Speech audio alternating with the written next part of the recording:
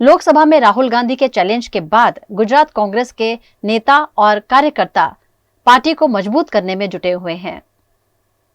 गुजरात के वडोदरा में प्रदेश शहर युवा कांग्रेस की विस्तृत कार्यकारी बैठक अलकापुरी के सर्किट हाउस में आयोजित की गई। बैठक में गुजरात प्रदेश युवा कांग्रेस के अध्यक्ष हरपाल सिंह चुडासमा और गुजरात के नवनियुक्त प्रभारी शशि जी उपस्थित रहे, जिसमें गुजरात में कांग्रेस पार्टी को मजबूत करने पर जोर दिया गया। साथ ही राजीव गांधी की जन्म जयंती समेत के कार्यक्रम के आयोजन पर भी चर्चा की गई। कांग्रेस द्वारा विधानसभा में ड्रग्स समेत के मुद्दे उठाने पर भी इस बैठक में जोर दिया गया, ताकि गुजरात में कांग्रेस पार्टी को मजबूत किया जा सके। आगामी दिवसों में 9 ऑगस्टे यूथ कांग्रेस नो स्थापना दिवस, 15 ऑगस्ट और 20 ऑगस्टे स्वर्गीय राजीव गांधी जो जन्म जयंती एना बधा प्रोग्राम विविध प्रोग्रामों लई तमाम जिल्लानी अंदर प्रोग्राम थवा जोईए अने सारा खूब मोटा प्रमाणनी अंदर प्रोग्राम थशे अमारा। अने जे रीते लोकसभाનું इलेक्शनનું જે રિઝલ્ટ આવ્યું અને જે પાર્ટી સત્તામાં છે છતાં પણ એમને પોતાનો વિશ્વાસ ગુમાવી બેઠી છે, લોકોએ એના ઉપરથી વિશ્વાસ પણ ગુમાવી દીધો છે। તમે લોકો સતત તમે જ્યારે સંસદની અંદર તમે જુઓ તો સરકારની અંદર કોઈ કોન્ફિડન્સ નથી અને વિપક્ષ જે રીતે મુદ્દા ઉઠાવે છે એ વિપક્ષના મુદ્દા ક્યાંક ને ક્યાંક આ દેશના યુવાનોના મુદ્દા છે, ક્યાંક ખેડૂતોના મુદ્દા, મહિલાના મુદ્દા, આ બધા મુદ્દાને લઈ અને અમે લોકો સમગ્ર ગુજરાતની અંદર ખૂણે ખૂણે સુધી ઇન્ડિયા ગઠબંધનનો મેસેજ પહોંચાડવાનો પ્રયત્ન કરવી છીએ। અને એક આપને ખાસ વાત કહેવા માગું છું કે છેલ્લા 2 મહિનાની અંદર જે રીતે ગુજરાતમાં ક્યાંક પેપર લીક કાંડ થયું હોય તો એના આરોપી પણ ભાજપના હોદ્દેદારો હોય છે, ક્યાંક ડ્રગ્સના માફિયા પકડાય એ પણ ક્યાંક યુવા મોરચા ભાજપના સભ્યો હોય છે અથવા એના પ્રમુખો હોય છે।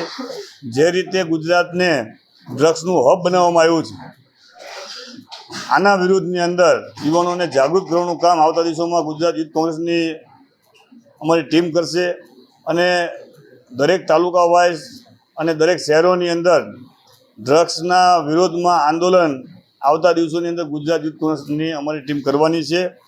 ત્યારે ઇતિહાસમાં ક્યારે પણ ગુજરાત વિધાનસભાનો ઘેરાવ નહીં થયો હોય એવડો મોટો ઘેરાવ ગુજરાત યુથ કોંગ્રેસ ડ્રગ્સના મુદ્દાઓ પર વિધાનસભાનો ઘેરાવ કરવાની છે। આની તૈયારીના ભાગરૂપે સમગ્ર ગુજરાતમાં અત્યારે કારોબારીનું આયોજન છે અને આવતા દિવસોની અંદર ખેડા અને બનાસકાંઠા જિલ્લા પંચાયત સાથે 72 નગરપાલિકા અને 17 તાલુકા પંચાયતનું ઇલેક્શન છે। એની અંદર સમગ્ર તાકાત બૂથ લેવલ સુધી ડોર ટુ ડોર કેમ્પેનના માધ્યમથી ગુજરાત યુથ કોંગ્રેસની જે ટીમ કરવાની છે એની મહત્વની કારોબારી આજે બરોડાની અંદર છે।